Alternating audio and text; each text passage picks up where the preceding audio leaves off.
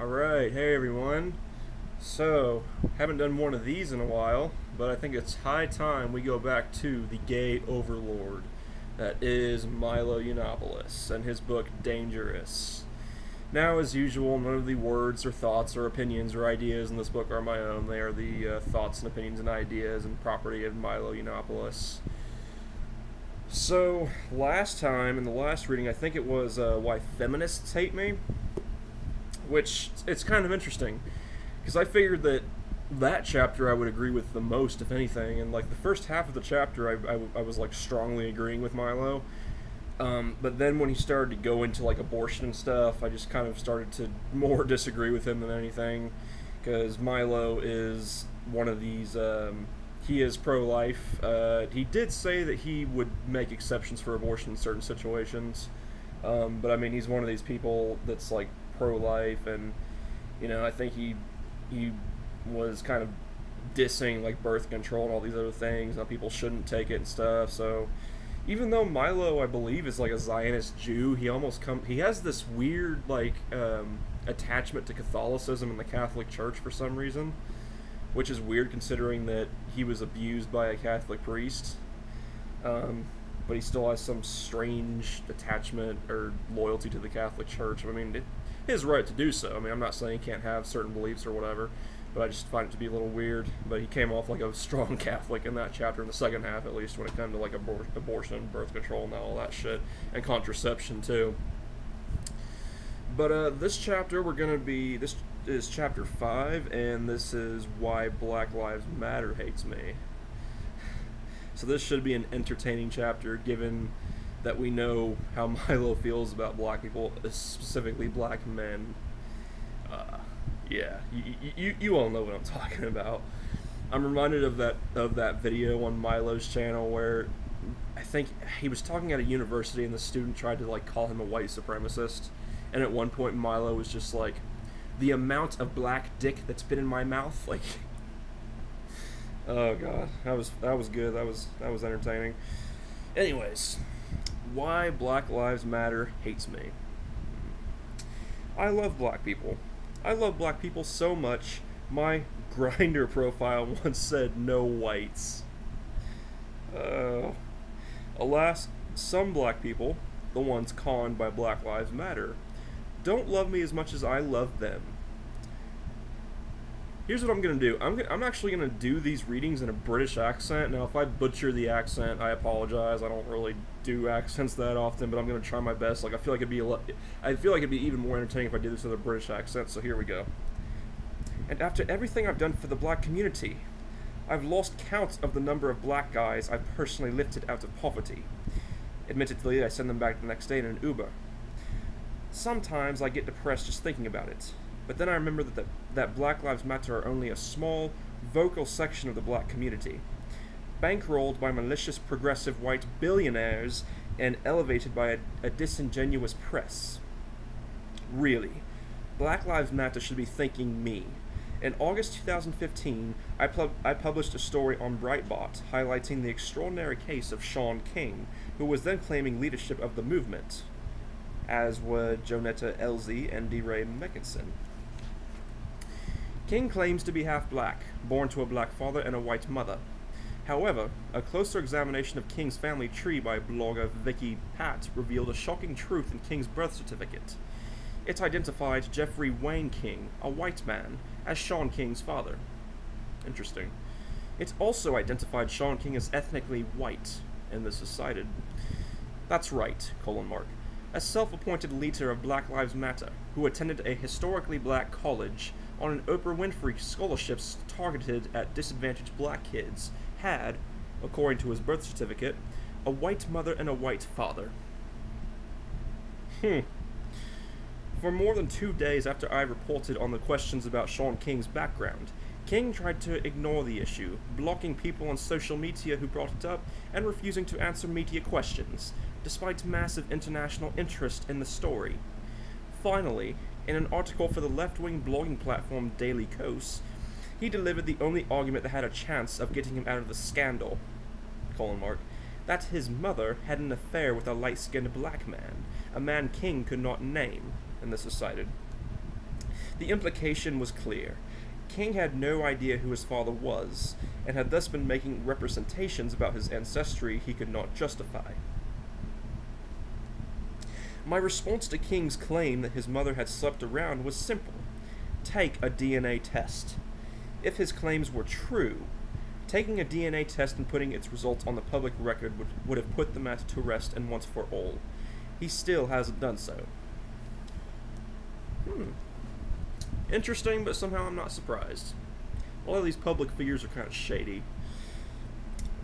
As it turned out, these explosive racial allegations are just the latest in a string of controversies surrounding Sean King.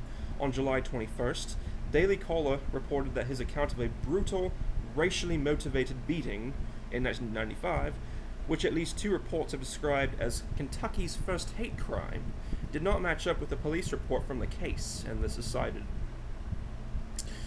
Quote, King, 35, has related the story of the hate crime on his blogs and in his recent self-help book, seemingly to bolster his credibility as an activist and as a self-help guru, wrote Daily Caller's Chuck Ross.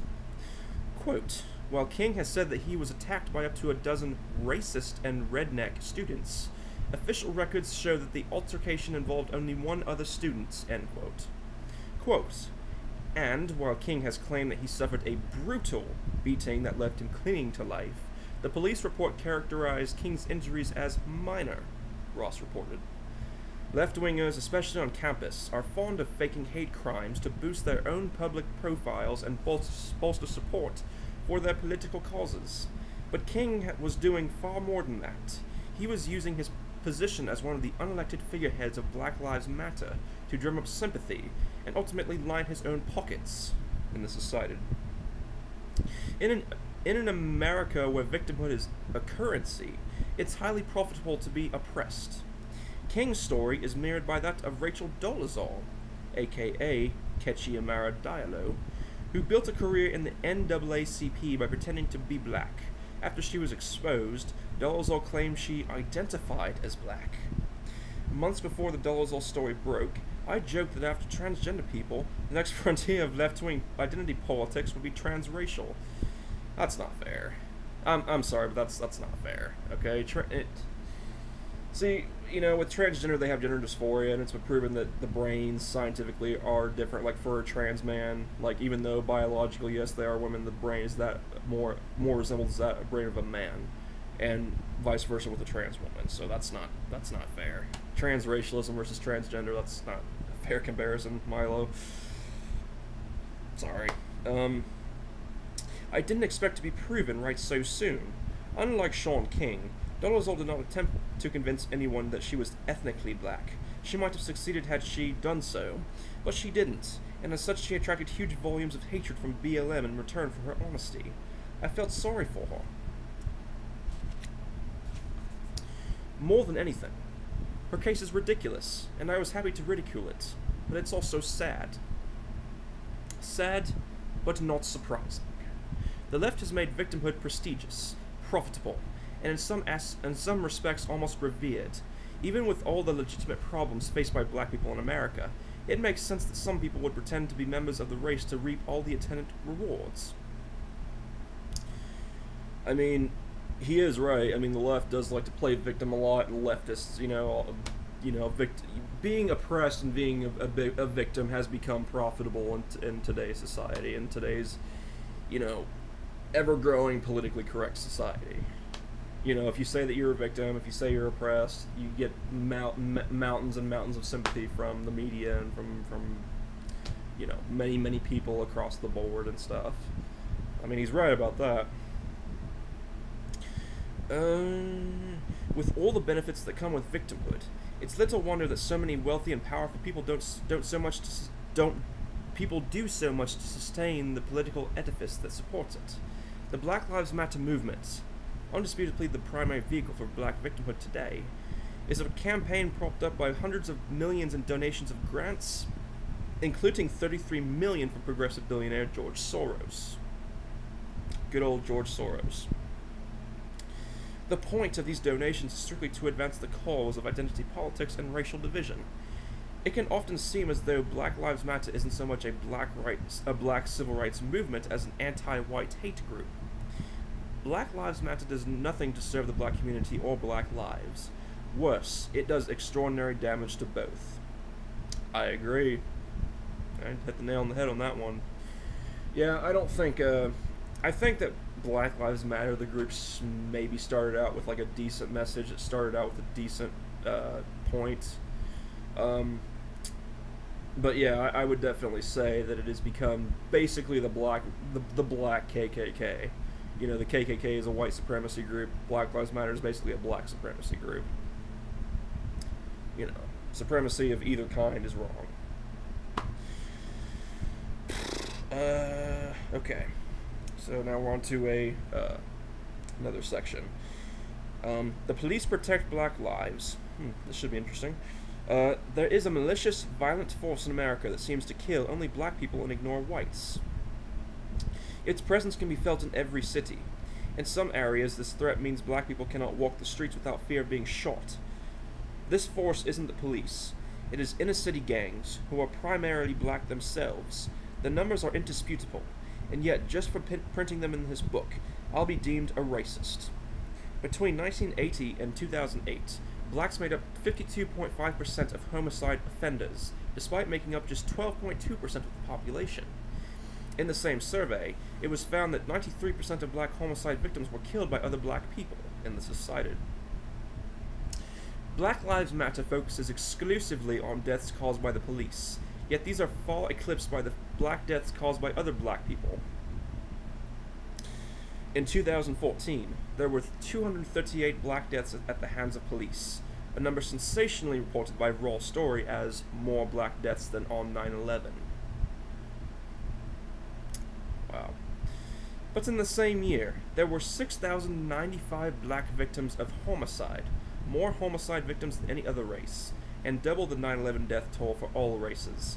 And virtually all those black homicide victims died at the hands of other black people. It's true.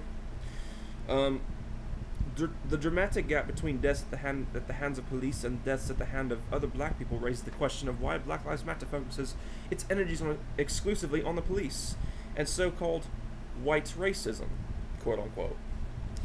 Like the men's health gap, the black murder gap is very real, and simply isn't discussed by black activists. I suspect it's a matter of tribalism, or in-group/out-group psychology, a common occurrence in politics, like feminists who blame their everyday grievances on an invisible patriarchy, or Wi-Fi-enabled Waffen SSS wannabes who think Jews are responsible for everything bad, or Democrats who blame the Russians for Hillary losing the election to Daddy. It's very easy to dodge responsibility if you have a boogeyman to lump the blame on. Leftism, which combines the tribal identity politics with a disdain for personal responsibility, is the ultimate political expression of this destructive instinct to blame other people for your problems, instead of undergoing the difficult process of self-reflection.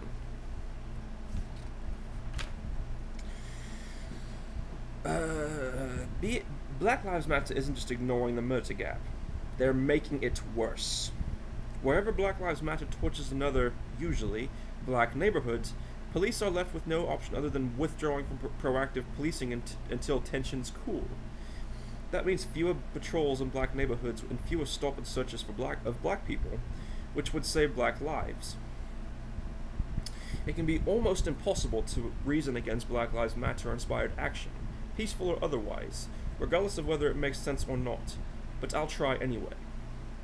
In 2015, after Black Lives Matter rioted in Baltimore, the city suffered its deadliest year in history, with 344 homicide deaths in 2015. Progressives at Raw Story were wringing their hands over 238 black deaths caused by police officers across the entire country the year before. Baltimore's black deaths passed that number by 106 in just one American city. At first, the left vociferously denied that there was a spike in violent crime across America caused by the rolling back of proactive policing in response to Black Lives Matter. Those of us with common sense knew otherwise, and we called it, quote, the Ferguson effect. Eventually, the evidence grew so compelling, 10 heavily black cities saw a homicide surge of over 60%, and that's cited, that even Vox admitted the problem was now too clear to ignore. and grudgingly conceded that the Ferguson effect was, quote, narrowly correct, at least in some cities, end quote, and that's cited. Black Lives Matter claims that police hurt black people. It is true, : Police shootings disproportionately affect black people. They make up 26% of police shooting victims, despite making up roughly 13% of the population, and that's cited. But has been tirelessly pointed out by every conservative journalist who covers this topic. They are also vastly overrepresented in crime statistics. According to the Bureau of Justice Statistics, blacks were charged with 62% of all robberies, 57% of murders, and 45% of assaults in the 75 largest U.S. counties in 2009, though they made up roughly 15% of the population there. When paired with these crime statistics, it's no surprise blacks made up 26% of police shooting victims. Moreover, it is not always white police officers who are doing the shooting, a fact that casts doubt on claims from Black Lives Matter activists and progressive journalists that there is an epidemic of white racism in America's police force. From the same article, : The Black Lives Matter movement claims that white officers are especially prone to shooting innocent blacks due to racial bias, but this too is a myth.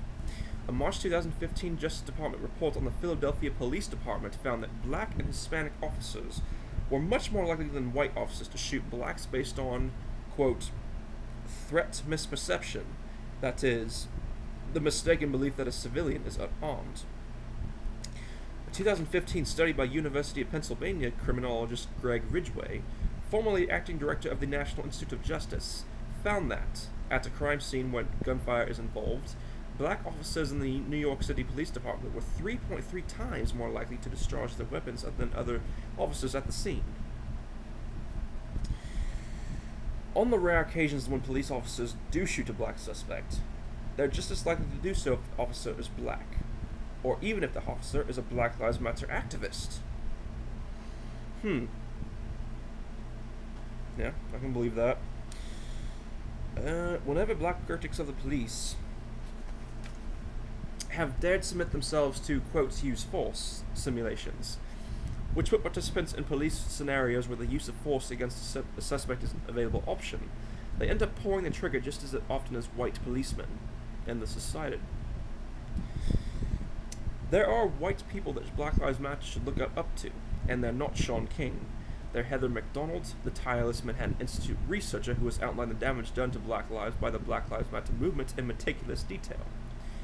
Many of the citations in this chapter are from her work.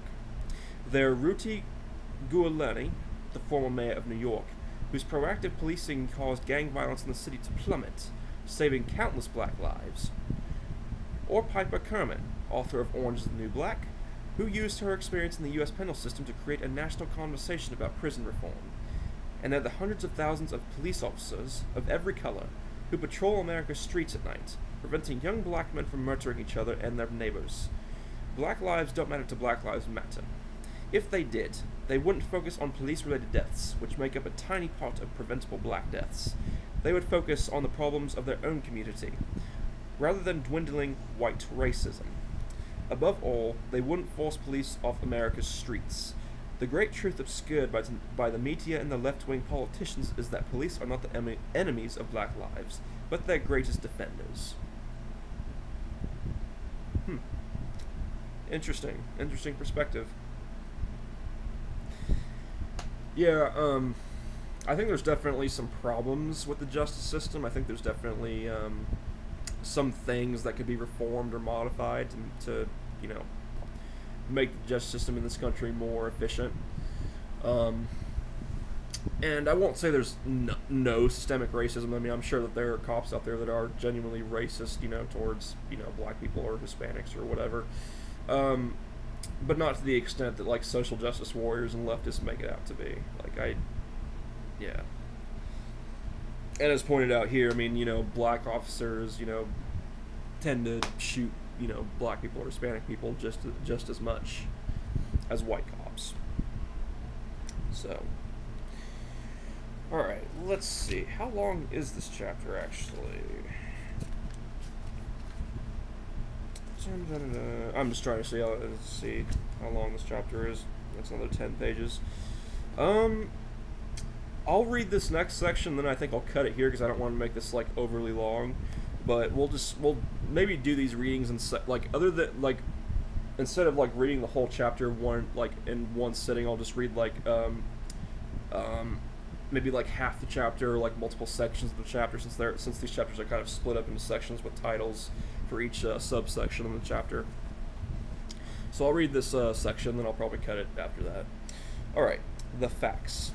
Not even a proud descendant conservative like me would deny that there are real, enduring issues in America that make it more difficult to be a black person.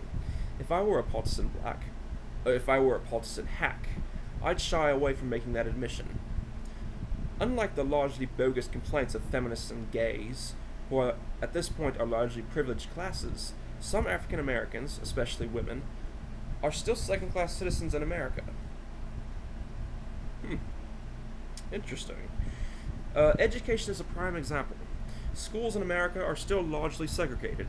Black peoples overwhelmingly go to schools in low-income neighborhoods, where class sizes are large, the standard of teaching is poor, and gangs prey upon adolescent boys, especially if they distinguish themselves academically.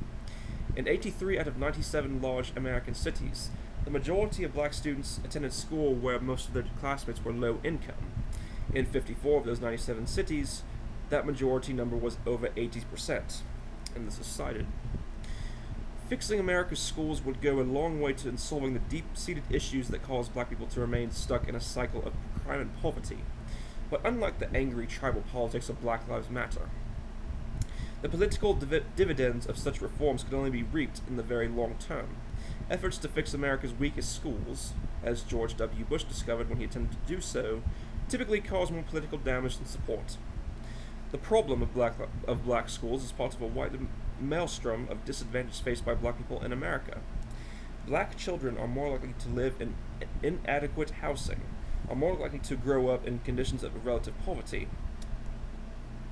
and more likely to have uneducated or poorly educated parents, one of the strongest indicators of future academic and professional success.